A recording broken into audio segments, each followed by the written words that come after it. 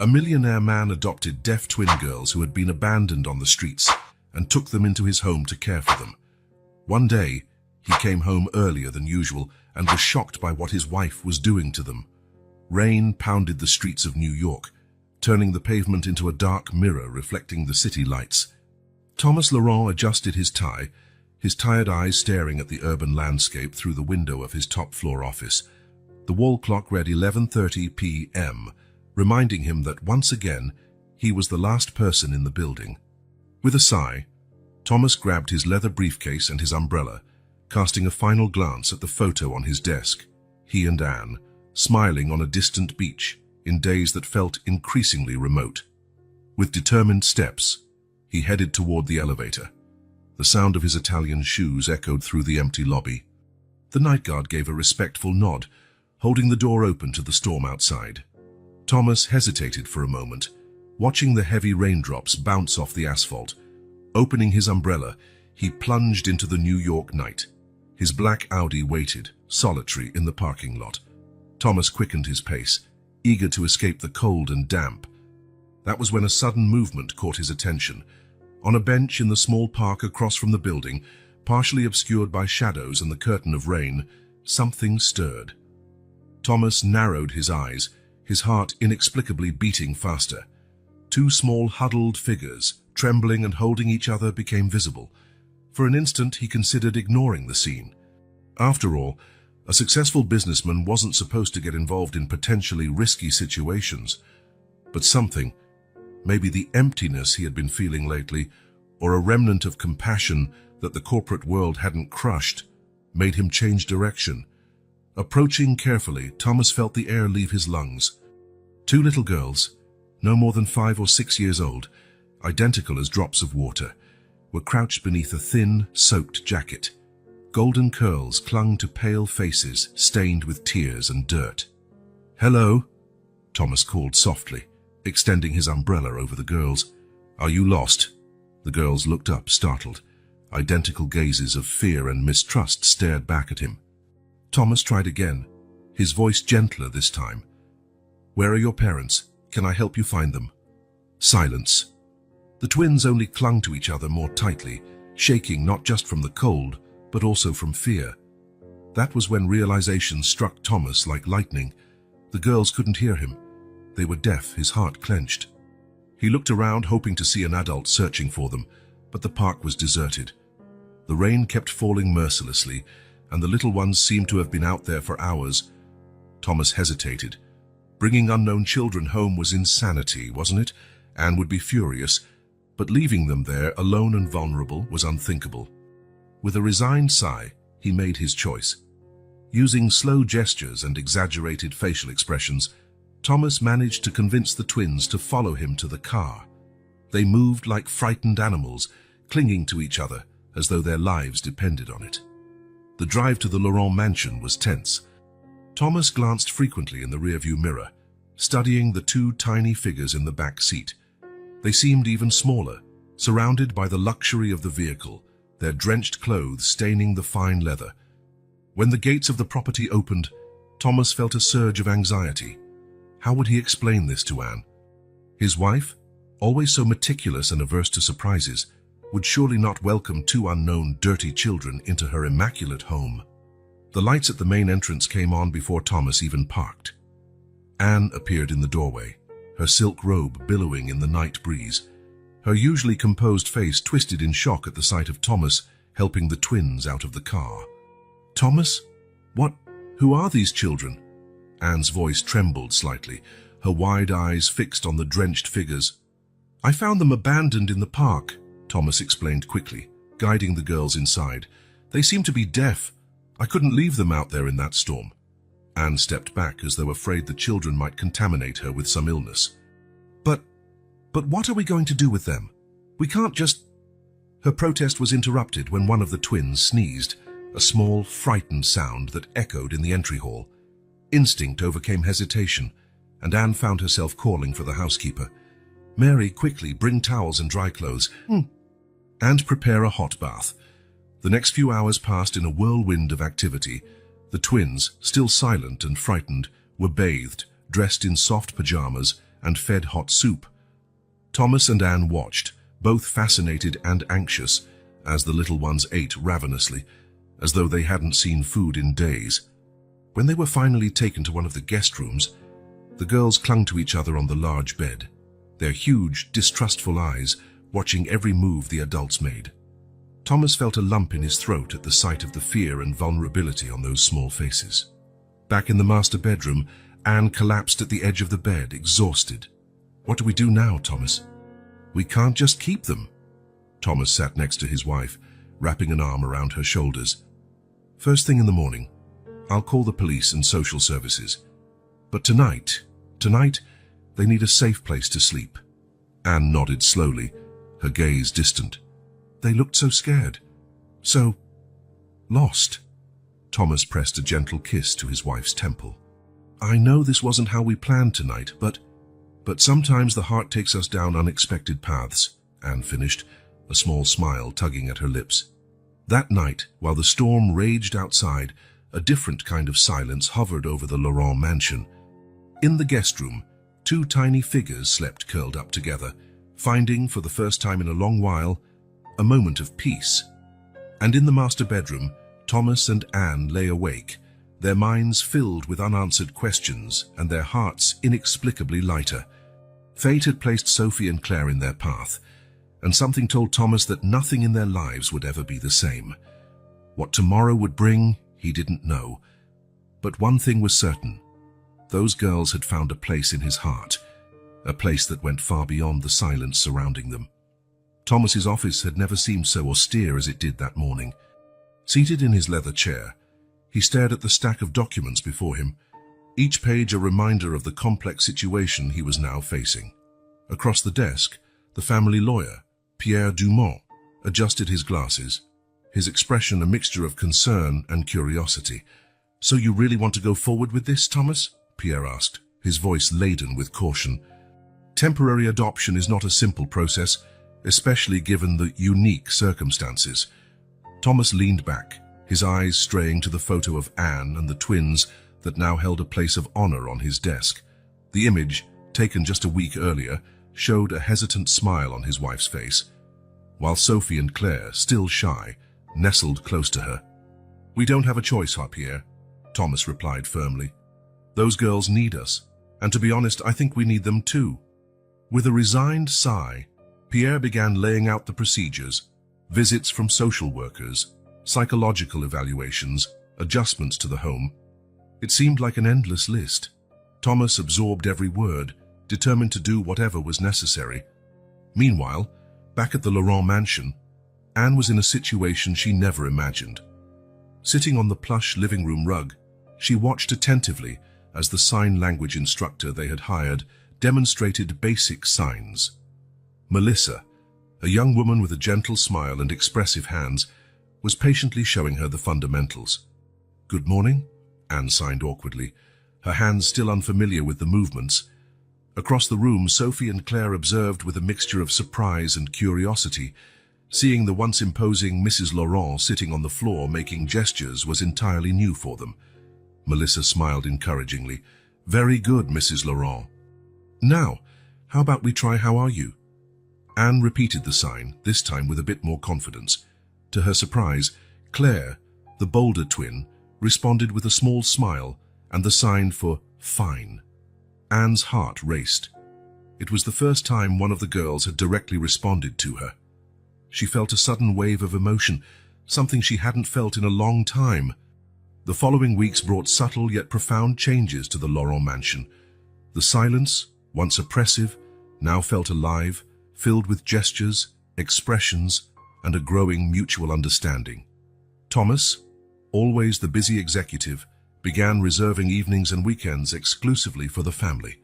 His hands, once adept only at handling documents and corporate handshakes, now moved clumsily but affectionately as he tried to communicate with the twins. One evening, during dinner, Sophie accidentally knocked over her glass of water. The sound of breaking glass echoed through the dining room, and for a moment everyone froze, waiting for the twins' reaction. To everyone's surprise, Anne reacted first. Gently, she knelt beside Sophie, signing, "It's all right." and accidents happen. The little girl, tears in her eyes, signed back, "Sorry." Without hesitation, Anne hugged her, whispering comforting words that, even though Sophie couldn't hear them, she could feel. Thomas watched, a mixture of pride and admiration swelling in his chest. This was a side of Anne he hadn't seen in years, caring, patient, motherly.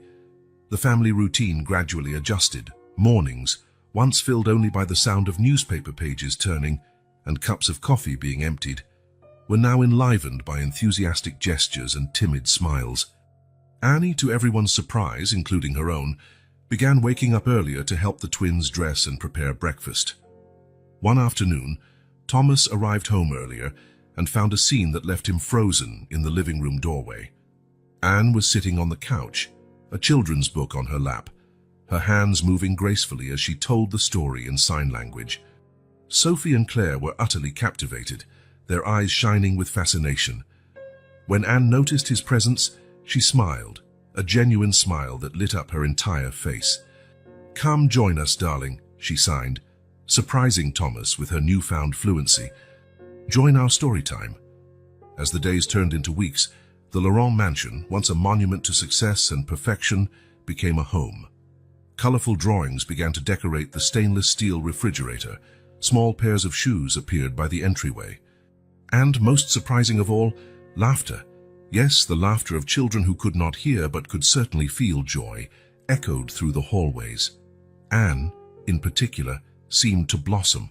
Her social calendar, once filled with charity events and business dinners, now revolved around sign language lessons, the twins' medical appointments, and afternoons at the park. She threw herself wholeheartedly into Sophie and Claire's silent world, determined to build a bridge of understanding and love. One evening, while Thomas worked in his home office, Anne entered quietly, her eyes shining in a way he hadn't seen in years. "They called me Mummy today," she said, her voice choked with emotion. "In signs, it's of course. But, Thomas, they called me Mommy." Thomas stood, pulling his wife into a hug. He felt her tears soak into his shirt, realizing his own eyes were brimming as well. "I always knew you'd be a wonderful mother," he whispered. Anne pulled back slightly, looking into her husband's eyes. "Thank you," she said simply. But Thomas understood everything behind that single word. A thank you for bringing them home on that stormy night, for insisting on adopting them, for believing in her. That night, lying side by side, Thomas and Anne talked like they hadn't in years, about fears, hopes and dreams for the future. A future now including two little girls who had arrived unexpectedly and filled a void they hadn't even known existed. Across the hall, Sophie and Claire slept peacefully, their hands still clasped together even in slumber. In just a few months, they had gone from abandonment to shelter, from fear to safety, from silence to understanding. The Laurent mansion, once a symbol of material success, now pulsed with something far more precious: love. A love that transcended words, that communicated through gestures, looks and touch. A love that proved sometimes the heart really can go beyond silence. Fall came to New York, painting the trees in the Lawrence garden golden red. Thomas watched the leaves falling outside his home office window, a cooling cup of coffee in his hands. His gaze, however, was not truly on the autumn scenery. Something felt different, something he could not quite name but sensed in the air, in the atmosphere of the house. The laughter of the twins, which had become a comforting constant in recent months, seemed more subdued, almost hesitant. A gentle tap on his shoulder pulled him out of his thoughts. It was Mary, the housekeeper, her usually calm face marked by worry. "Mr. Laurent?" she began in a soft voice, as though afraid of being overheard.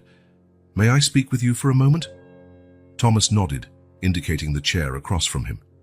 Mary sat down, her hands fidgeting in her lap. "It's about the girls, sir. And, well, about Mrs. Anne, too." Thomas leaned forward, giving her his full attention. "What is it, Mary?" The housekeeper hesitated, choosing her words carefully. "The twins, they've been different lately. Quieter, more scared, I'd say, especially when they're alone with Mrs. Anne." A chill ran down Thomas's spine. "Scared how?" Mary explained how she had noticed Sophie and Claire shrinking back when Anne walked into a room, how they seemed reluctant to be alone with her. "And there's more," Mary continued, her voice nearly a whisper. "Mrs. Anne, she's been letting a lot of the staff go. Says she wants more privacy for the family." Thomas frowned. It was true that the household staff seemed thinner these days, but he had assumed it was some reorganization Anne had vaguely mentioned. "Yesterday," Mary went on, "I was passing by the girls' room and heard, well, I didn't exactly hear, but I sensed a commotion. When I went in, Mrs. Anne was there, smiling as though nothing had happened, but the girl, they were trembling, sir, trembling and silently crying." Thomas's heart pounded. He wanted to dismiss Mary's concerns as exaggeration, but something in her tone and the seriousness in her eyes stopped him. "Thank you for telling me, Mary," he said at last. "I'll keep a closer eye on things." After the housekeeper left, Thomas remained in his office, his thoughts churning with conflicting emotions.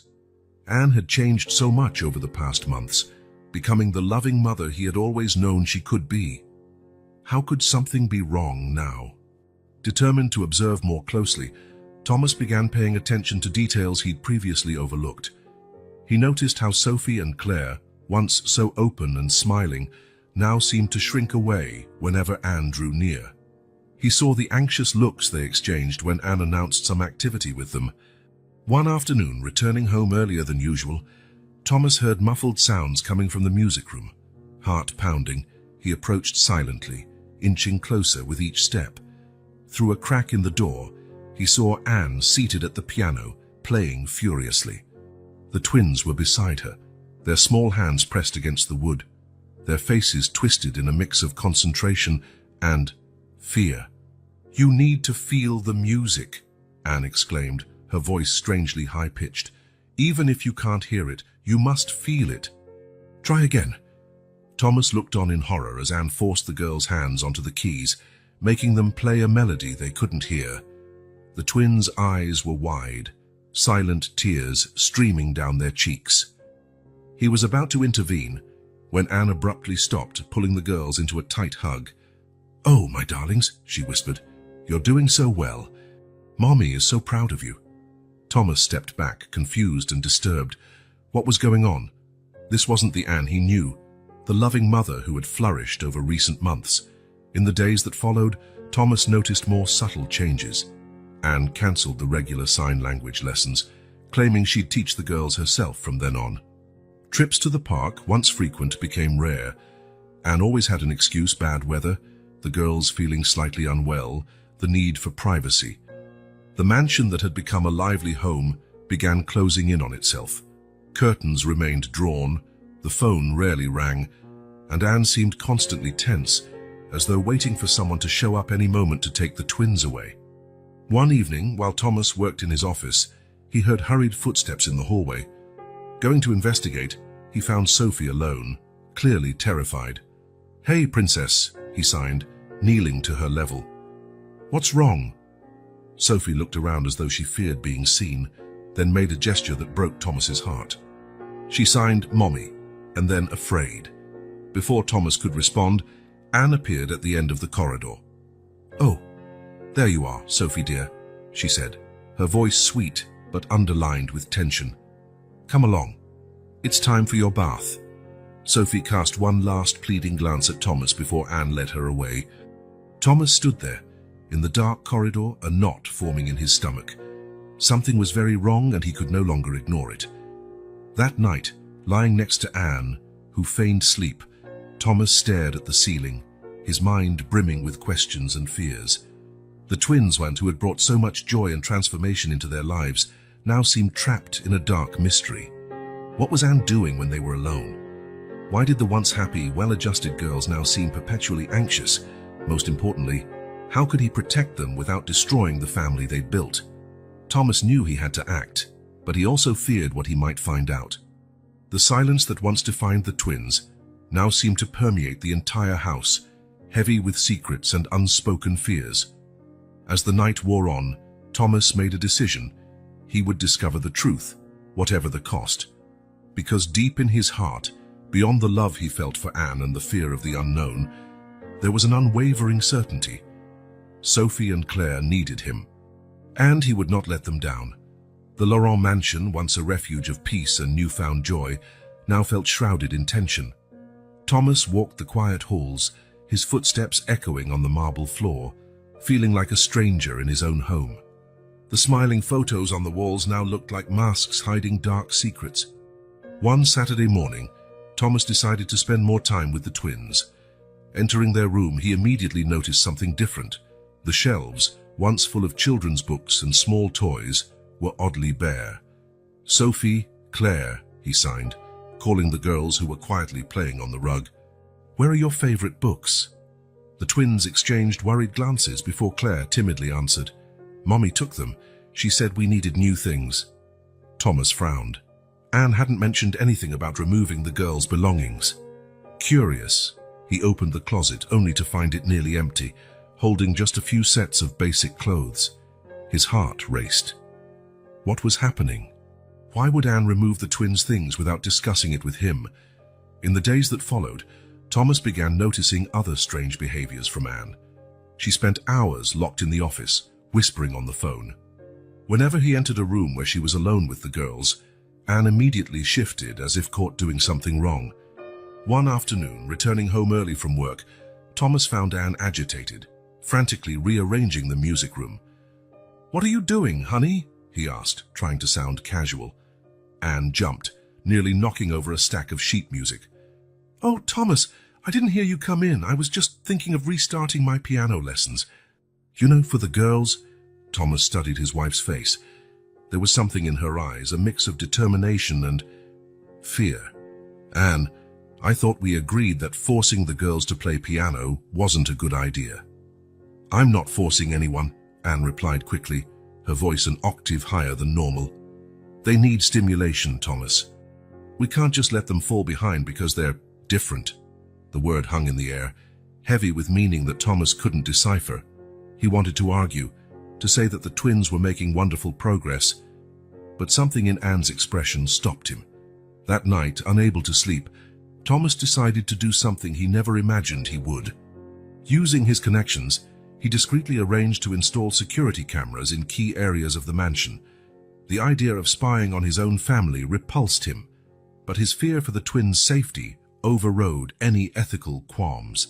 The cameras were installed the next day, while Anne took the girls to the doctor, another appointment she insisted on attending alone. Thomas watched the technicians work, feeling like an intruder in his own house. With the cameras operational, Thomas found himself consumed by the need to monitor. Hours of footage piled up, showing mostly mundane daily scenes. But there were moments, brief instants, that made his blood run cold. Anne, usually so composed, had bouts of rage when she was alone, throwing objects and muttering to herself. The twins, once so lively, now roamed the house like tiny ghosts, always glancing over their shoulders. One night, reviewing the day's footage, Thomas saw something that left him frozen.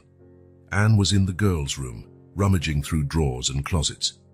She grabbed something, a small journal Thomas recognized as the one he'd given Sophie, and tucked it inside her robe before hurrying out. The mystery grew deeper, and so did Thomas's fear. What was Anne looking for? Why did she feel the need to hide things from the girl and from him?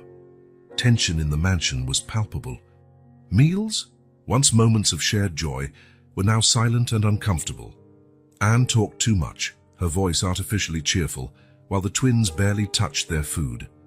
Several times Thomas tried to broach the subject with Anne, but she always changed the conversation, sometimes angrily, sometimes in tears. "You don't trust me?" she would ask, her eyes shining in a way Thomas didn't recognize. "After everything we've done, after how I've changed for these girls." One morning, Thomas found Sophie hiding in his office, trembling. When he approached, she signed frantically, "Daddy, please don't let Mommy take us away." Thomas's heart stopped. Take them away? What did Sophie mean? Before he could ask more, he heard Anne's footsteps in the hallway. Sophie, panicking, hid behind the curtain. Thomas barely had time to collect himself before Anne entered, her face a mask of concern. "Thomas, have you seen Sophie?" She's disappeared, and we have an important appointment."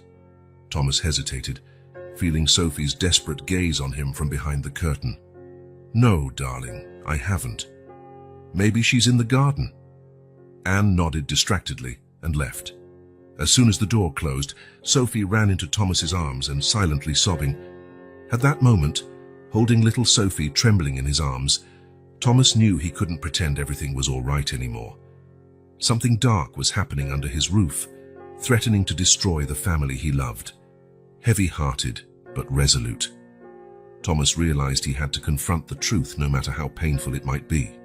Because in the suffocating silence now dominating the Laurent mansion, the silent screams of Sophie and Claire were louder than any spoken word could ever be.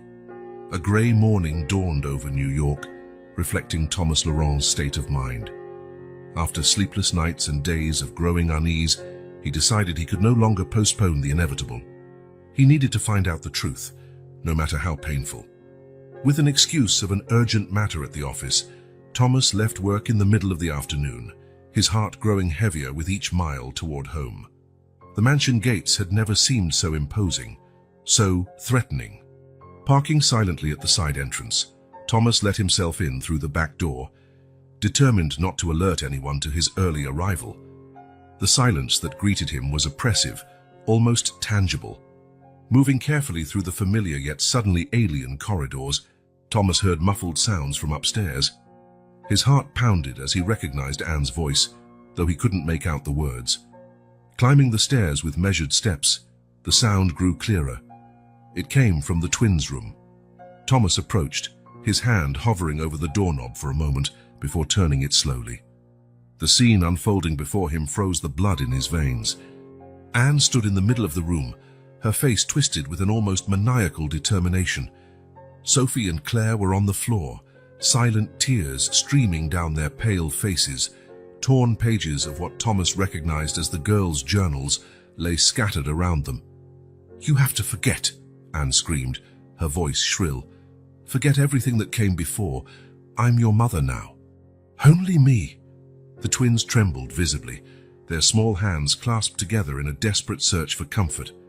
Then Anne turned and saw Thomas in the doorway, her eyes wide with shock and guilt. "Thomas," she gasped, her voice suddenly sweet, as though trying to mask what he had just witnessed. "You're home early, darling." The girls and I were just..." "What's going on here, Anne?" Thomas demanded, his voice trembling with contained emotion. He stepped into the room, instinctively placing himself between his wife and the twins. Anne took a step back, her eyes flicking between Thomas and the girls. "Nothing, darling.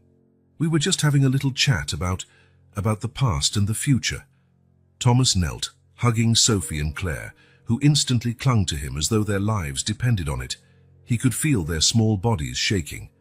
"Anne," he said, his voice now steady, "what did you mean by forget everything that came before? Why are you destroying their journals?" Anne's face contorted, rapidly shifting between fear, anger, and despair. "They don't need those memories, Thomas. We're their family now. Only us." Thomas stood slowly, still keeping the twins close. "Anne, you're scaring them. This has to stop now." For a moment, Anne seemed to collapse inward, her shoulders slumping. But then, as though someone flipped a switch, she straightened again, her eyes shining with an intensity Thomas had never seen. "You don't understand, Thomas," she said, her voice dangerously calm. "I'm protecting our family. Those memories, that past, they only hurt the girls. I'm healing them." "Healing?" Thomas repeated, incredulous. "Anne, you're traumatizing them." It was as though a dam burst.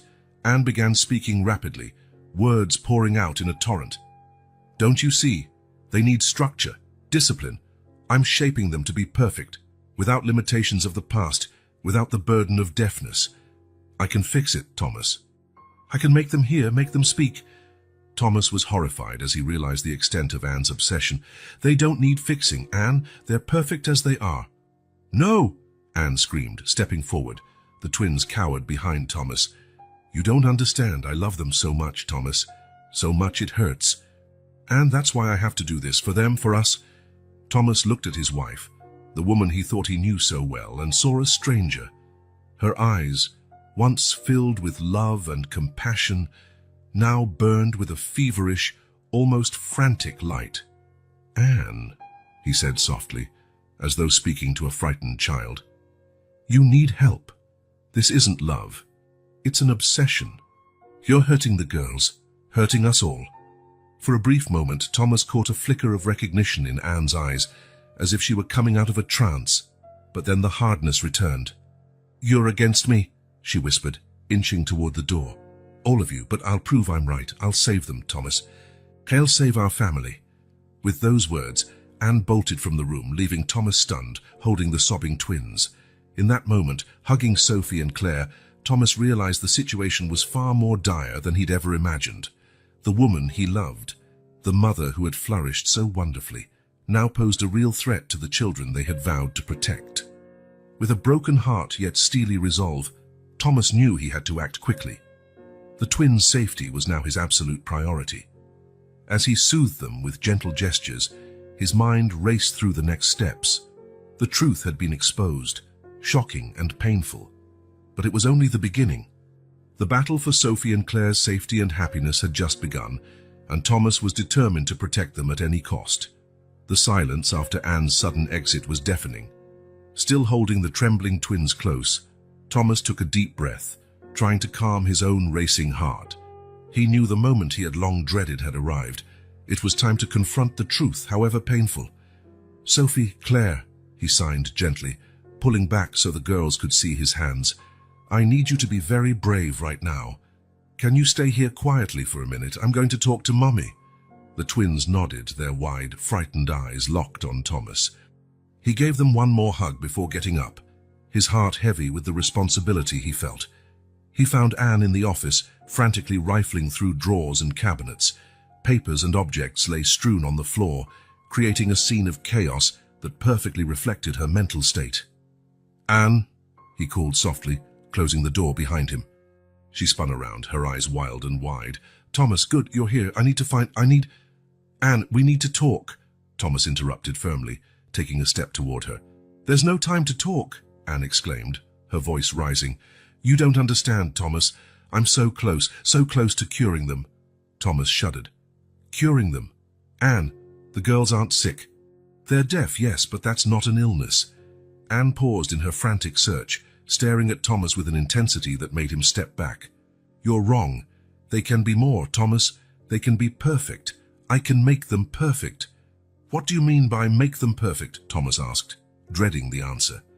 Anne began pacing, gesturing passionately. "I've done my research, Thomas. There are treatments, therapies. We can do surgeries, implants. They will hear, they will speak, they'll be like us." The horror of realization struck Thomas like a blow. "Anne, have you been forcing the girls into treatments?" "Not forcing," Anne shouted, voice breaking. "Helping." "So I'm helping them." Thomas took another step closer, hands outstretched in a calming gesture. "Anne, sweetheart, you need to stop. This isn't healthy. You're scaring the girls. You're hurting us." For a moment, Anne seemed to waver. Her eyes filled with tears and she fell to her knees, sobbing. "I just want the best for them, Thomas. I want them to be happy, to have a normal life." Thomas knelt beside her, placing a hesitant hand on her shoulder. "I know, Anne. I know you love them. But what you're doing, it isn't love. It's obsession."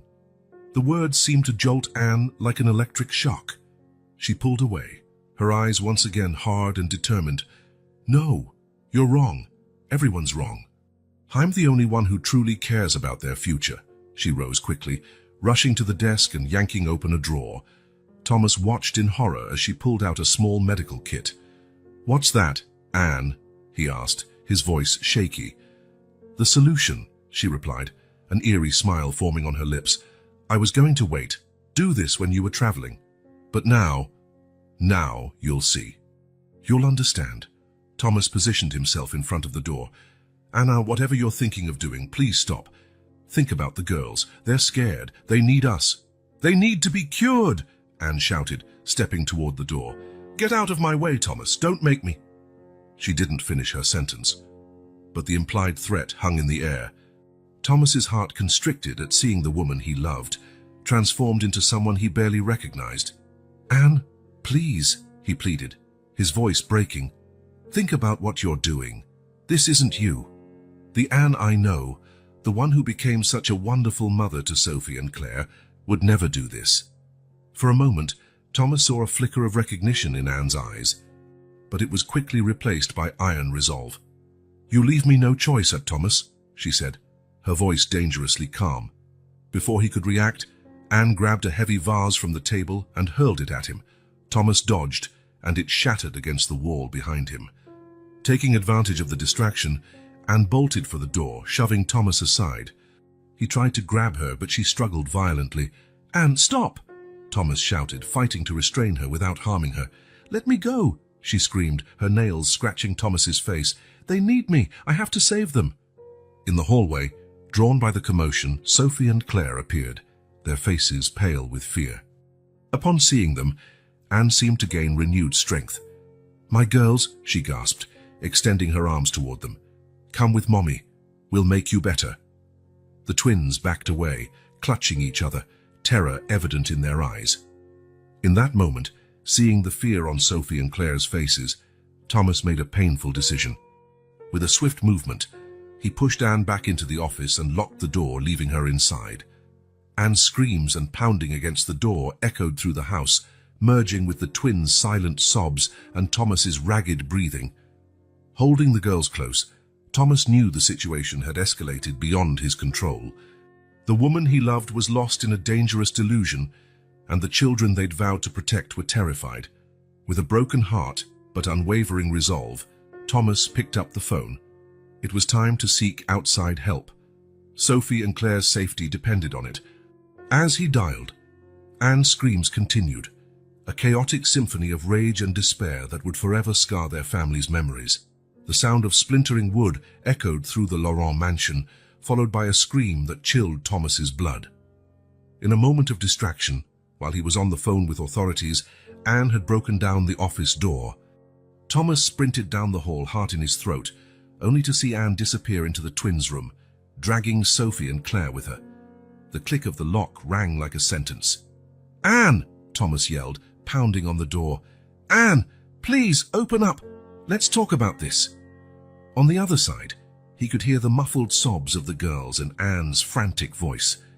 "Stay away, Thomas. You don't understand. I have to do this. I have to save them."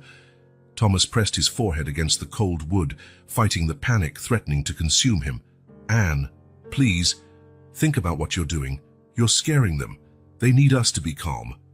For a moment, silence. Then Anne's shaky, unsure voice. I just want the best for them, Thomas. Why can't you see that?" Thomas took a deep breath, trying to keep his voice steady. "I know you love them, Anne. I know you want the best, but this isn't the way. Please, open the door. Let's talk, all of us, together." As he tried to negotiate, Thomas heard the distant sound of sirens approaching. He had asked for discretion when he called for help, fearing a visible police presence might agitate Anne further, but time was running out. "Anne," he tried again, "the girls need you.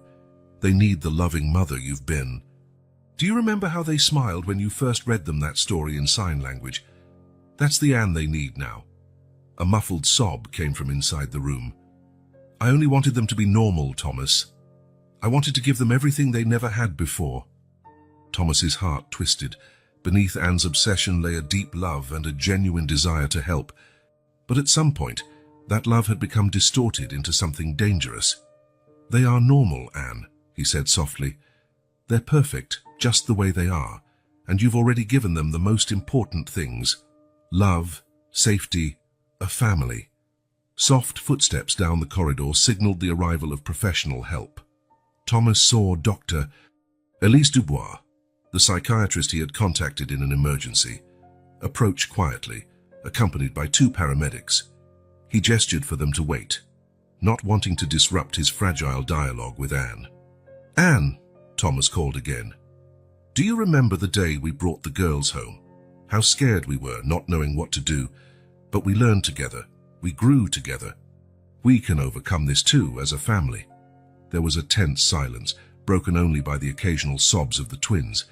Then Anne's voice, almost a whisper. "I'm afraid, Thomas. What if I'm not a good mother to them? What if I'm not enough?" Thomas felt a wave of relief hearing Anne's vulnerability. It was a glimpse of the woman he knew, emerging from the swirl of obsession. "You're more than enough, my love," he said, his voice thick with emotion.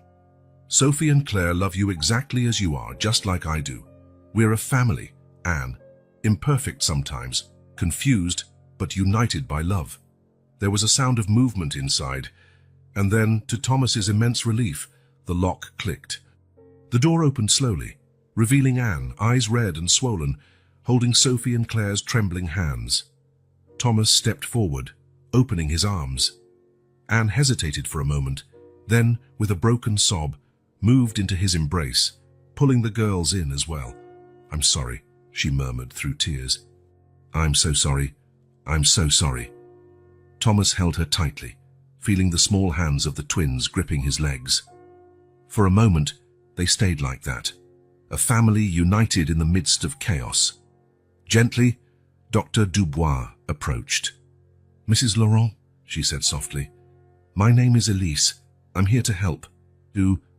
Could we talk for a bit?" Anne looked up, eyes wide as she took in the doctor and the paramedics. For an instant, Thomas feared she might panic again. But then, slowly, Anne nodded. I think I need help," she admitted, her voice barely above a whisper. Dr. Dubois smiled kindly. "That's very brave of you to say. We'll take this one step at a time, all right?" As the doctor led Anne aside for a private conversation, the paramedics moved in to check on the twins. Thomas knelt, hugging Sophie and Claire firmly. "It's all right now," he signed, his fingers shaking. "You were both so brave. Daddy is very proud." The girls clung to him, their small bodies still trembling slightly. Thomas knew there was a long road ahead. Traumas had been created, trust had been shaken, but in that moment, feeling his daughter's warmth in his arms, he allowed himself a moment of relief. Hours later, with Anne voluntarily heading to a psychiatric evaluation and the twins finally asleep in their own bed, exhausted by the day's stress, Thomas found himself alone in the living room. The mansion, once a symbol of his success and happiness, now felt strangely empty and cold. Picking up a photo of his family, taken in happier times, with all of them smiling for the camera, Thomas felt hot tears roll down his cheeks. The day had been a nightmare, but also an awakening. The perfection Anne had so desperately sought did not exist. The true beauty of a family lay in its imperfections, in how they grew and learned together, overcoming challenges. As night fell, Thomas made a silent promise. He would fight for his family. He would fight to heal the wounds, rebuild trust, and find a new balance. Because, in the end, the love that bound them, imperfect, sometimes painful, but always real, was stronger than any obstacle. With that resolution in mind, Thomas finally allowed himself to rest, knowing that dawn would bring new challenges, but also new hopes for the Laurent family. The Laurent mansion, once a symbol of elegance and tranquility, was now surrounded by police cruisers and ambulances, their lights flashing quietly in the New York night. Inspector Claude Renard, a middle-aged man with sharp eyes and a serious expression, calmly and efficiently led the rescue operation. Inside the house, Thomas sat on the living room couch, his face pale and tense as Inspector Renard explained the situation. "Mr. Laurent?" Renard began, his voice low and controlled. "We understand your wife is in a fragile emotional state and that the children might be in danger. Our priority is ensuring everyone's safety." Thomas nodded, feeling both grateful for the help and guilty that it had come to this. "What can we do? We have a specialist negotiator, Dr. Martin Lefebvre, who will attempt to establish communication with your wife," Renard explained. "But we need your help, Mr. Laurent. You know your wife better than anyone." At that moment, Dr. Lefebvre, an empathetic woman in her early 40s, approached. "Mr. Laurent, can you tell me exactly what happened before your wife locked herself in with the girls?" Thomas took a deep breath, recounting the chaotic events of the last few hours.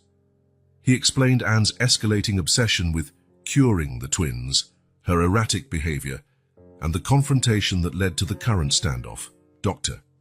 Lefebvre listened carefully, occasionally jotting down notes. And the girls, they really can't hear. Yes, Sophie and Claire are deaf, Thomas confirmed. We communicate through sign language. A spark of interest lit Dr. Lefebvre's eyes. That might be helpful. Mr. Laurentin, would you be able to communicate with the girls without your wife noticing? Thomas considered this for a moment. Yes, I think so. But how? We'll position you so the girls can see you through the bedroom window, Dr. Lefebvre explained. You can use signs to reassure them, maybe even instruct them on how we can help. The plan went into action quickly. Heart pounding, Thomas was escorted outside to the garden, carefully stationed beneath the window of the room where Anne and the twins were barricaded. Meanwhile, Dr. Lefebvre approached the bedroom door. Mrs. Laurent, she called softly. My name is Martine. I'm here to help. Can we talk?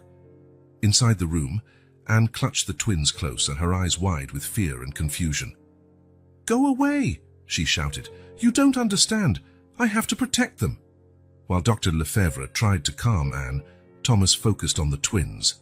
Through the partially covered window, he could see Sophie and Claire's frightened faces. Slowly, carefully, he began signing. It's all right, he signed. Daddy is here. You're both very brave. The girls' eyes grew wide at the sight of him, relief and fear mingling in their expressions. Mommy is scared, Thomas continued. She needs help. Can you help? Sophie and Claire exchanged glances, then nodded hesitantly. Inside the room, Dr. Lefebvre carried on her gentle approach. Anne, I know you love your daughters. I know you want the best for them. But what's happening now is frightening them. We can work together to help them. Anne hesitated, her determination visibly wavering. I just want them to be happy, to have a normal life. They can have a happy, fulfilled life exactly as they are, Dr. Lefebvre assured her. And with the love you have for them, I'm sure they're already on the right path. Meanwhile, Thomas continued silently communicating with the twins. When I give the signal, I want you to hug Mommy really tight, okay? Show her how much you love her. The girls nodded, understanding the importance of their mission. Tension hovered in the air. Dr. Lefebvre, sensing a breakthrough, took a step closer. Anne, how about unlocking the door so we can talk more openly? I'm sure Thomas is worried about you and wants to see that you and the girls are all right. There was a moment of agonizing silence. Then, to everyone's relief, they heard the click of the lock being released. The door opened slowly, revealing Anne, pale and trembling, the twins clinging to her. Thomas who had rushed back inside, gave the subtle cue they had agreed upon. At that instant, the girls wrapped Anne in a tight hug, their small hands forming signs for love and family. The unexpected gesture took Anne by surprise, and she sank to her knees, tears streaming down her cheeks. Oh, my babies, she sobbed. I'm so sorry, I'm so sorry. Thomas approached carefully, joining the group hug. It's all right, Anne, he murmured. We're here, all of us. Dr. Lefebvre watched the scene with a mix of relief and compassion. With a discreet signal, she indicated for the paramedics to come closer. Anne, she said kindly, you've been very brave today, but I think you could benefit from some extra help. What do you say we go somewhere you can rest and talk to professionals who can help you work through all of this? For a moment, fear flashed in Anne's eyes, but then she looked at the twins, at Thomas, and finally nodded. I think I need help, she admitted quietly. Gently and respectfully, the paramedics approached to assess Anne and the children. Thomas stayed by his wife's side the entire time, holding her hand as she was prepared for transport. Before she was taken away, Anne looked at Thomas, her eyes filled with regret and fear. You'll take care of them. Promise. Thomas nodded, tears in his eyes. Always. And we'll be waiting for you, Anne. All of us. As the ambulance pulled away, carrying Anne off to the treatment she so desperately needed, Thomas hugged Sophie and Claire. The worst was over, but he knew the road to healing would be long and challenging.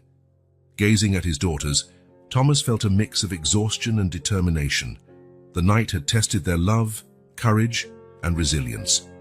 But it had also shown the power of communication, empathy, and unconditional love. With a deep sigh, Thomas guided the girls back into the mansion. The new day would bring fresh challenges, but for the first time in a long while, he felt a glimmer of hope. Together, as a family, they would face whatever lay ahead. The days following the incident were a whirlwind of emotions and responsibilities for Thomas Laurent. The mansion, once a place of peace and joy, now felt strangely empty without Anne's presence. The silence that had once been comforting now weighed like an oppressive cloak over the fragmented family. Thomas found himself torn between visits to the psychiatric hospital where Anne was admitted, meetings with lawyers to handle possible legal ramifications of the incident, and the most important job of all, caring for Sophie and Claire, visibly shaken by recent events. One particularly grey morning, Thomas found himself in the office of Dr. Elise Dubois, the psychiatrist who had been instrumental during the crisis and now oversaw Anne's treatment. "How is she, doctor?" Thomas asked, his voice betraying the accumulated fatigue of many sleepless nights. Dr. Dubois adjusted her glasses, sympathy in her gaze. "Anne is responding well to the initial treatment, Mr. Laurent. But it's crucial to understand this will be a long process. She's not only coping with the recent episode, but also with deep-rooted traumas and insecurities." Thomas nodded, feeling a lump in his throat. "And what about the girls? Will they be able to see her?" "For now, we think it best to keep visits restricted to you," the doctor replied. "Anne needs to stabilize before handling the complexities of her relationship with the twins. Speaking of which, how are Sophie and Claire doing?" Thomas exhaled deeply. "They're scared, confused. They've been having nightmares. I feel lost, doctor. How can I help them move on?" Dr. Dubois offered a gentle smile. "This is why I recommended Dr. Amélie Rousseau. She specializes in child therapy and has experience working with deaf children. I believe she can be a great help to the girls and to you as well, Mr. Laurent." That same afternoon, Thomas took Sophie and Claire to their first session with Dr. Rousseau. Her office was warm and inviting, decorated with bright colors and carefully chosen toys. The therapist, a middle-aged woman with a warm smile, greeted the girls in fluent sign language, immediately putting them more at ease. Watching their initial interaction, Thomas felt a mixture of relief and apprehension. It hurt to see his daughters needing professional help to cope with trauma, but he was grateful they had access to it. After the session, Dr. Rousseau asked Thomas to step in for a private conversation. "Mr. Laurent," she began, her tone serious yet kind, "during our session, I noticed something intriguing about Sophie and Claire, something I believe needs further investigation." Thomas felt his heart speed up. "What is it, doctor?" "Well, during some of our exercises, the girls seem to react to certain sounds in a way that isn't typical of completely deaf children," Dr. Rousseau explained. "I'd like to suggest more thorough hearing tests." The revelation struck Thomas like lightning. "Are you saying they can hear?" Dr. Rousseau raised her hands in a calming gesture. "I don't want to raise false hopes, Mr. Laurent, but there's a possibility Sophie and Claire have residual hearing that wasn't detected before. Or maybe the trauma they experienced before you found them led to selective mutism, which has also affected their response to auditory stimuli." Thomas felt his world spin.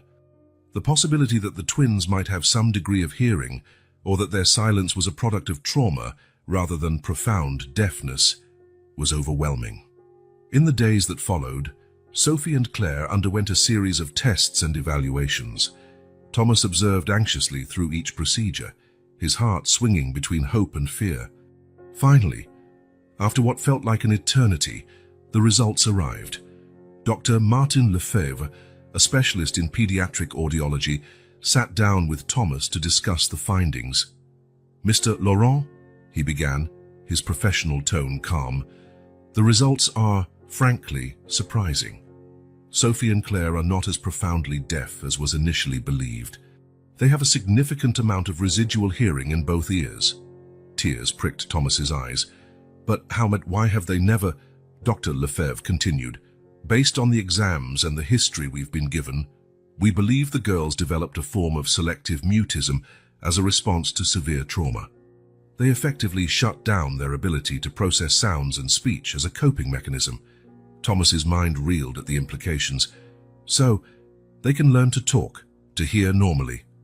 With proper therapy and a lot of support, yes, there's a good chance, the doctor replied.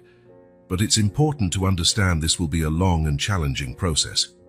The trauma that caused this condition needs to be dealt with carefully. That night, after putting the twins to bed, Thomas sat in the living room, the silent house echoing his tumultuous thoughts. The irony of the situation did not escape him. Anne, in her obsession to cure the twins, had never imagined they might actually have the potential to hear and speak. With a heavy sigh, Thomas picked up the phone. He knew he needed to share this news with Anne, but he feared her reaction. His conversation with Dr. Dubois was brief, but intense. They agreed Anne would be informed gradually, as part of her therapeutic process. As he prepared for bed, Thomas reflected on the remarkable journey his family had taken. A chance encounter on a stormy night led to a profound love, a devastating crisis, and now this startling revelation. The road ahead would be challenging, but for the first time in weeks, Thomas felt a spark of true hope. Sophie and Claire had a long way to go. So did Anne. But armed with the truth and determined to provide all the support they needed, Thomas felt ready to face whatever lay ahead. The silence that had defined so much of their lives was about to be broken, not just by sound, but by the promise of healing, understanding, and deeper love. With that resolution, Thomas finally allowed himself a peaceful sleep, knowing dawn would bring fresh challenges, but also new possibilities for the Laurent family. Morning arrived at the Laurent mansion with a quiet promise of change. Thomas, already awake for hours, watched the sunrise from the terrace, his mind swirling with thoughts and emotions. The revelations of the past few days weighed on him. Sophie and Claire were not actually deaf, but deeply traumatized. Their silence was not a physical condition, but an emotional fortress built for protection. With a heavy sigh, Thomas went back inside, preparing for what would undoubtedly be one of the most challenging days of his life. Under Dr. Rousseau's guidance, they would begin the process of breaking down the silence that had defined the twins for so long. When Sophie and Claire came down for breakfast, Thomas greeted them with a warm smile, though his eyes betrayed his apprehension. "Good morning, my princesses," he signed, as he did every morning. But today his hands trembled slightly. The girls returned his sign, their faces curious about their father's obvious tension. After breakfast, Thomas led them to the living room, where Dr. Rousseau was already waiting. She greeted the twins with a gentle smile, inviting them to sit on the soft rug surrounded by carefully chosen toys. "Sophie, Claire," she began, both speaking and signing with gentle movements. "Today we're going to play a special game, a game of sounds and words. It's all right if you don't feel like participating or if you want to stop at any point. We're here to help and support you, okay?" The twins exchanged anxious glances but slowly nodded. Thomas, sitting nearby, felt his heart race. Dr. Rousseau started with simple sounds, a small bell ringing, the soft roar of a plush toy. To Thomas's shock and delight, the girls reacted, sometimes with a slight jump, other times with a fleeting spark of recognition in their eyes. Gradually, the therapist introduced simple words, speaking clearly while showing corresponding objects. "Ball chu," she said, holding up a bright-colored ball. "Flower," while displaying a plastic daisy. The moment that changed everything came when Dr. Rousseau held up a small photograph of Thomas. "Daddy," she said gently. Sophie, the more daring of the two, furrowed her brow in concentration. Her lips moved silently as though testing the word. Then, in the faintest whisper, Die." Time seemed to stand still. Thomas felt tears spring to his eyes, his breath catching in his throat. Claire, encouraged by her sister, repeated the sound. "Daddy?" Dr. Rousseau maintained her professional composure, but her eyes shone with emotion. "Very good, girls," she praised in both signs and words. "You're very brave." Thomas wanted to rush over and hug them, to tell them how much he loved them, but he knew he needed to be patient, let them progress at their own pace.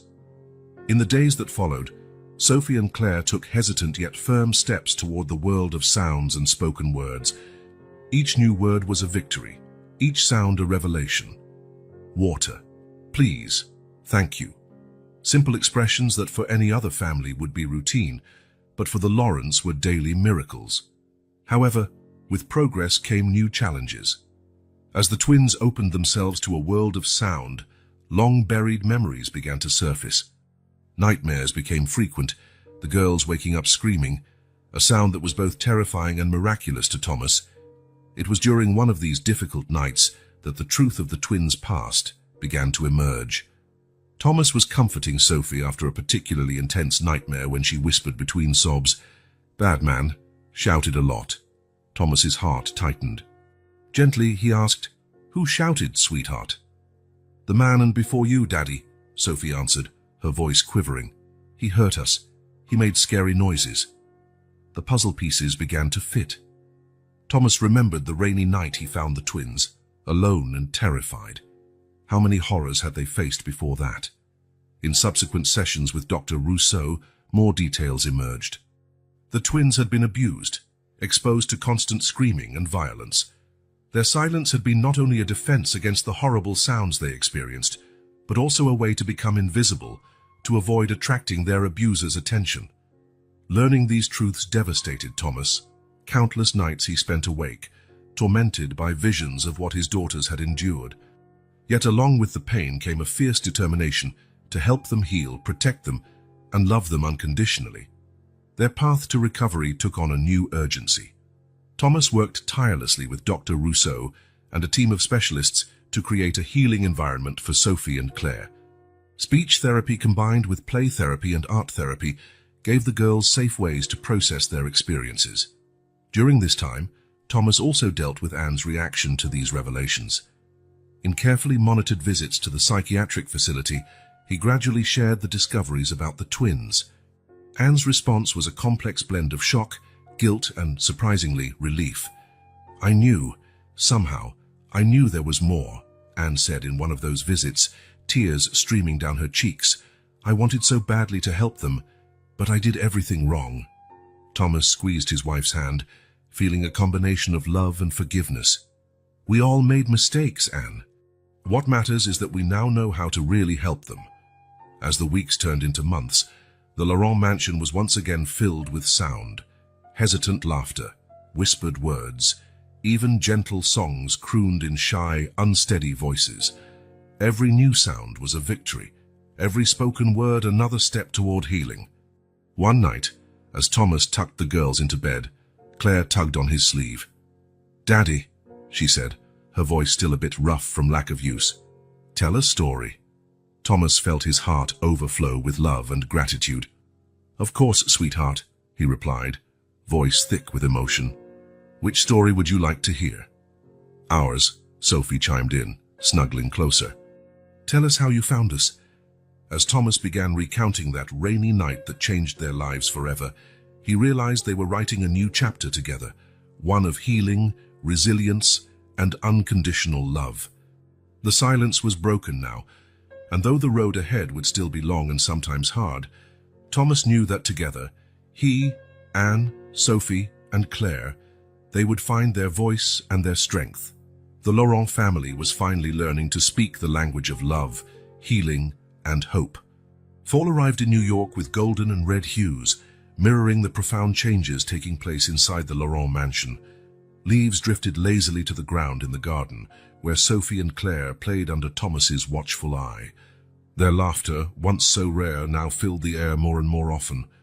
"Daddy, look!" Sophie shouted, her voice still slightly hesitant but full of excitement. She had built a small tower of colorful leaves. Thomas smiled, amazed at his daughter's progress. Just a few months ago, a shout of joy like that would have been unthinkable. "It's beautiful, sweetheart," he replied, keenly aware of how precious each verbal interaction was.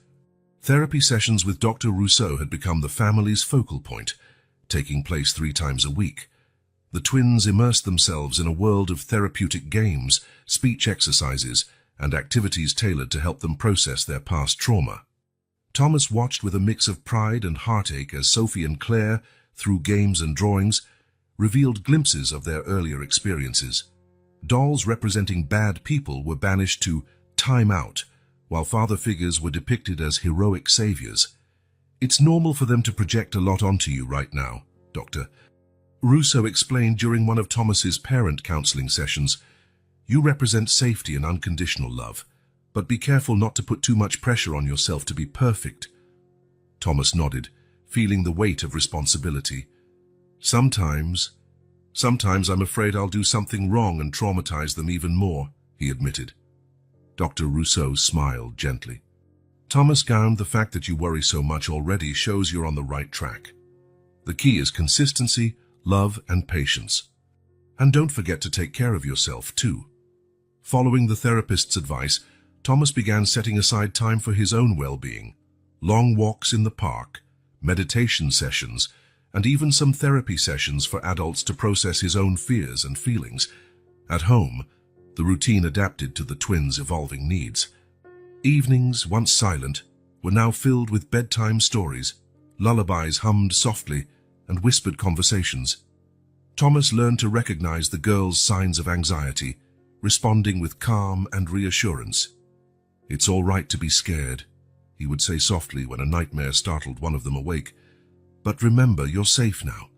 Daddy's here." Gradually, the nighttime panic attacks became less frequent. Sophie and Claire began sleeping better, their dreams increasingly free from the shadows of the past. The progress wasn't limited to the twins, many miles away, in the psychiatric hospital where Anne was staying. Another healing journey was underway. Thomas visited regularly, watching with relief and hope as changes took shape in his wife. The frantic, obsessive look had given way to reflective calm. Therapy sessions and proper medication were helping Anne confront her own demons. "How are the girls?" Anne would invariably ask during each visit, her tone a mixture of love and apprehension. Thomas, guided by the medical team, carefully shared Sophie and Claire's progress.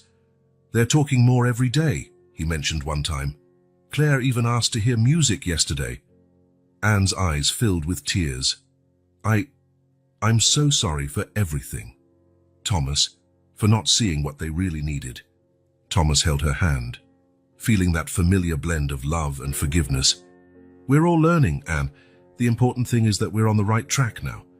As Anne's treatment progressed, the possibility of a family reunion came under discussion. Dr. Dubois, who oversaw Anne's case, brought up the topic gently during a meeting with Thomas. "Anne has made significant progress," the doctor explained. "We believe she's ready to begin a gradual reintegration, but it must be done carefully, especially considering the twins' delicate situation." Thomas nodded, torn between anxiety and hope. "How do we proceed?" Dr. Dubois outlined a cautious plan. First, supervised video calls between Anne and the twins, followed by short, monitored visits at the hospital. Only if all went well would Anne begin brief visits to the mansion. Preparing for this crucial moment involved the entire support team. Dr. Rousseau worked intensively with Sophie and Claire, helping them articulate their feelings about their mother and preparing them for the reunion. "Mommy was sick," Thomas explained gently to the girls during one of these preparatory sessions. "But she's getting better now, and she loves you both very much." The girls' reactions were mixed. Claire seemed eager, while Sophie remained more cautious. "Will she still make us listen to loud music?" Sophie asked, her voice trembling slightly. Thomas's heart squeezed. "No, sweetheart. Mommy understands now that wasn't good for you. She just wants love and hugs if you're ready for that." The first video call was tense and emotional. Anne, visibly nervous, gave a shy smile at the camera. "Hello, my little ones," she said softly. Sophie and Claire, perched on Thomas's lap, waved hesitantly. The conversation was brief and somewhat awkward, but it was a start. In the weeks that followed, calls became more frequent and relaxed. The twins began sharing small stories from their daily lives, while Anne listened with genuine interest, asking caring questions and offering words of encouragement. Finally, the day for the first hospital visit arrived. Thomas drove there with the girls, his heart pounding. In Anne's room, decorated with artwork the girls had sent, the family reunited for the first time in months. The encounter was filled with conflicting emotions. There were tears, hesitant hugs, and many words of love and regret. Following her guidance, Anne remained calm and welcoming, allowing the twins to set the pace of interaction. As they were about to leave, Claire surprised everyone by turning to Anne and clearly saying, "See you soon, Mommy. I love you." The room fell silent for a moment as they all processed those simple words. Anne, tears in her eyes, answered gently, "I love you too, my dear, thank you." On the drive back home, Thomas reflected on how far they had come and how much lay ahead. Healing wasn't a destination but a continuous journey. There would be tough days ahead, moments of doubt and possibly setbacks, but watching Sophie and Claire doze peacefully in the back seat, Thomas felt a wave of hope. They were making progress, step by step, word by word, hug by hug. And together, as a family, they would keep forging down the path of healing, love, and understanding. Morning dawned with a gentle mist over New York, as if the city itself sought to create a welcoming atmosphere for the crucial moment at hand. In the Laurent mansion, Thomas rose before the alarm, his stomach in knots with both anxiety and hope. Today would be the first time Anne returned home since the incident, for a supervised visit with the twins. While preparing breakfast, Thomas mentally recited the instructions from Dr. Rousseau and Dr. Dubois. The visit would be short, just a few hours, and both the twins' therapist and Anne's psychiatrist would be present to ensure it went smoothly. Sophie and Claire came down the stairs hand in hand, their faces mirroring a blend of excitement and nervousness. Thomas greeted them with an encouraging smile. "Good morning, my princesses," he said, helping them settle at the table. "You remember what we talked about?" "Mommy's special visit today." Claire nodded timidly, while Sophie bit her lip before asking, "Mommy's coming home?" "Yes, sweetheart," Thomas confirmed gently, "but remember, it's just a short visit, and Dr. Rousseau will be here the whole time." The following hours were a whirlwind of preparations. Thomas made sure the house looked welcoming, removing anything that might trigger painful memories. The twins insisted on making welcome cards for Anne, a gesture that filled Thomas's heart with emotion. At exactly 2 p.m., the doorbell rang. Thomas took a deep breath, gave the girls one last reassuring look, and opened the door. Anne stood there, looking both familiar and unfamiliar. Her face, once so strained by obsession and anxiety, now showed a cautious serenity, yet her eyes betrayed hope and apprehension. "Welcome home," Thomas said softly, extending his hand. Anne accepted his gesture, a shy smile flickering across her lips. "Thank you, Thomas. It's good to be home." Their moment was interrupted by the arrival of Dr. Rousseau, who was already inside with the twins. She stepped into the hallway. "Let's take this slowly," she reminded them kindly, "one step at a time." Anne walked hesitantly into the living room. Sophie and Claire, still seated on the sofa, looked up, their eyes wide.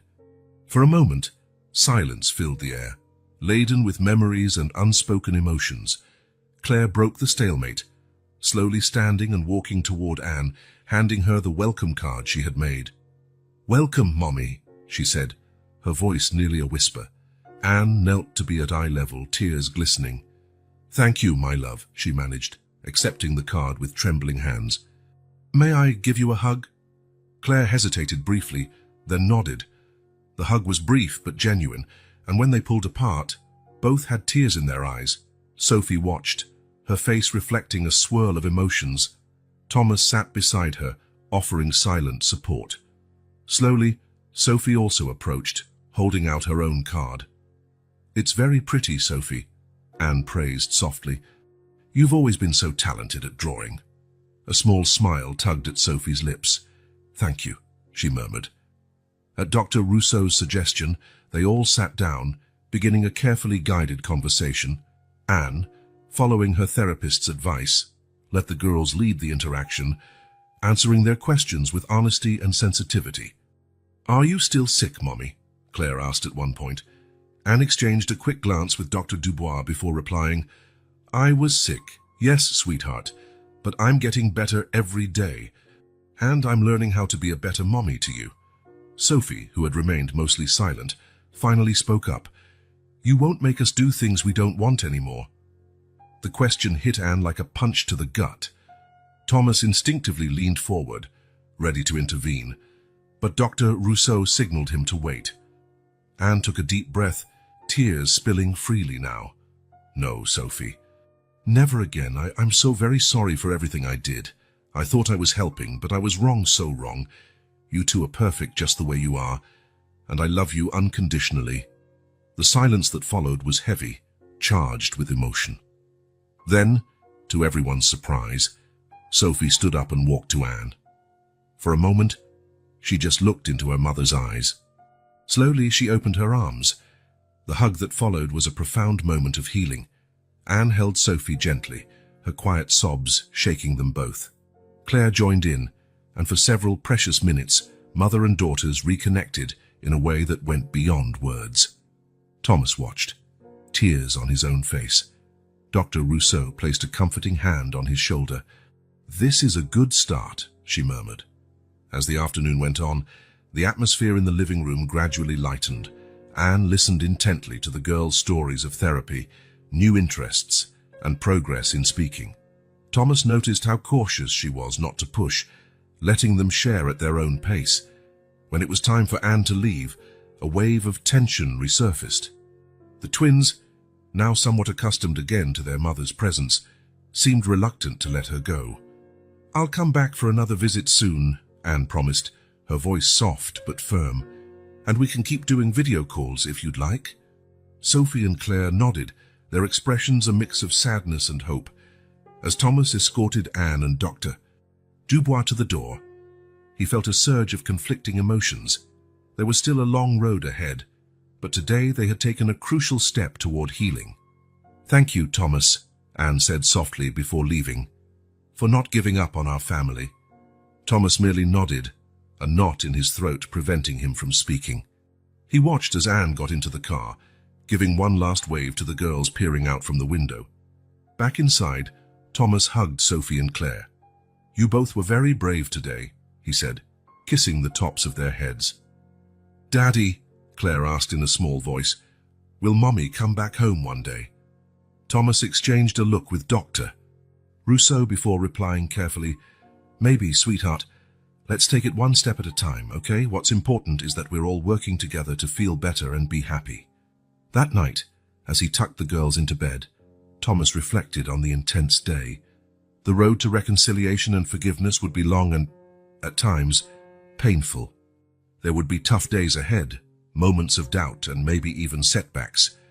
But today, they had taken the first hesitant steps toward reunification.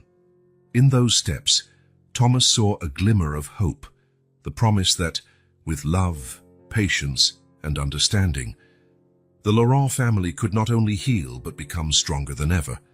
Spring arrived in New York, carrying with it a promise of renewal that resonated deeply within the Laurent mansion. After months of intensive treatment, supervised visits, and a painstaking reconciliation process, the day Thomas had both longed for and feared finally arrived. Anne was coming home. The morning began early, with Thomas double-checking every detail in the house. The twins, Sophie and Claire, now 7 years old, helped in their own way by placing fresh flowers in vases and hanging welcome banners they'd lovingly created. "Daddy," Claire called, her voice clear and confident in a way that still surprised him. "Do you think Mommy will like the decorations?" Thomas smiled, kneeling to meet his daughter's gaze. "I'm sure she'll love them, sweetheart. You both did an amazing job." Sophie, always the more cautious, inched closer. What if things get weird again?" Thomas's heart tightened. Even after all their progress, the fear still lurked. "Do you remember what Dr. Rousseau taught us? We'll take it one day at a time together. And if something worries us, we'll talk about it. Okay?" The girls nodded, exchanging looks that spoke volumes about their shared bond and mutual support. At exactly 11 a.m., the sound of a car pulling into the driveway caused everyone to freeze momentarily. Thomas exhaled, gave the twins one last reassuring smile, and went to open the door. Anne was there, standing on the threshold with a small suitcase by her side. She looked simultaneously familiar and different. Her face, once haunted by obsession, now held a cautious serenity. However, her eyes shone with a mix of hope and apprehension. "Welcome back," Thomas said softly, extending his hand. Anne took it, a tentative smile forming. "Thank you, Thomas." "It's good to be home." Their moment was interrupted by quick footsteps, and suddenly Sophie and Claire were there, their faces reflecting a whirl of emotions. "Mommy!" Claire exclaimed, the first to rush forward with a hug. Anne knelt, carefully embracing her, as though afraid her daughter might break. "Hello, my love," she murmured, tears shining in her eyes. Sophie hesitated a moment longer, but then joined the hug as well. "We missed you," she said quietly. "I missed you both so much," Anne replied, voice trembling with emotion, "more than I can ever express." The first few days were an exercise in adjustment for everyone. Anne moved through the house with reverence, as though relearning her place in it. Thomas watched carefully, ready to offer help or intervene if needed. The twins alternated between delight at having their mother back and moments of uncertainty, remnants of the past trauma that still needed time to heal. One evening during dinner, Claire accidentally knocked over a glass of water. For an instant, terror crossed her face, a memory of when a small mistake could trigger an outburst. Sensing her daughter's fear, Anne quickly reassured her. "It's okay, sweetheart," she said softly. "Accidents happen. Let's clean it up together, all right?" Claire's relief was evident, and Thomas felt a surge of pride at how Anne handled the situation. As days became weeks, a new routine emerged. Family therapy sessions, now including Anne, served as a focal point, a safe space where everyone expressed their feelings and worked together to heal old wounds. During one of these sessions, Sophie, typically the more reserved twin, finally mustered the courage to voice her deepest fears. "Sometimes," she began, her voice quivering slightly, "I'm afraid everything will go back to how it was before, that Mommy will get angry again and try to make us change." Anne felt those words like a dagger to her heart, but thanks to her extensive treatment, she managed to respond calmly and empathetically. "Sophie, my love," she said, choosing her words carefully, "I understand your fear. What I did was very wrong, and I'm so sorry I scared you and your sister. But I need you to know I'm working hard every day to be a better mum. You two are perfect just the way you are, and my job is to love and protect you, not change you." Tears ran freely down Sophie's cheeks, and soon the entire family was in an emotional embrace, words replaced by a profound moment of connection and healing. As summer approached with longer, warmer days, the Lawrence began planning for a special occasion, the twins' birthday. It would be the first big celebration since Anne's return, and everyone was determined to make it memorable for all the right reasons. On the day of the party, the mansion's garden transformed into a children's paradise. Colorful balloons, a table laden with treats, and an elaborate cake decorated with musical notes, a nod to the girls' love for music, now appreciated on their own terms. School friends, therapists who had become almost part of the family, and even a few carefully chosen relatives gathered to celebrate not only Sophie and Claire's birthday, but also the rebirth of the Laurent family. The most moving moment came when the candles were lit. Thomas and Anne, standing side by side, watched with full hearts as their daughters got ready to make a wish. "Wait," Sophie said suddenly, surprising everyone. "Can I say something first?" All eyes turned to her as she took a deep breath and began, "I want to thank all of you, Daddy, for always protecting us, Mommy, for working so hard to get better, Claire for being the best sister in the world, and everyone else who helped us. Our wish," she glanced at Claire, who nodded in agreement, "is that we can keep being like this, a family that loves and takes care of each other." Not a single eye was dry in the garden when the girls finally blew out the candles, their faces lit not just by the flames, but by genuine joy. Later that evening, once the party was over and the exhausted girls were asleep, Thomas and Anne sat on the veranda, gazing at the stars. "Did you ever imagine we'd get here?" Anne asked softly. Thomas took her hand, feeling the wedding ring that still symbolized their commitment. "There were times I doubted," he admitted, "but I never gave up hope entirely." Anne nodded, tears gleaming in her eyes. "Thank you for not giving up on us."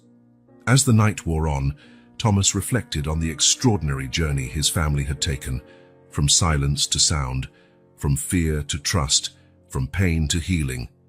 It had not been an easy road, and he knew there would still be challenges ahead.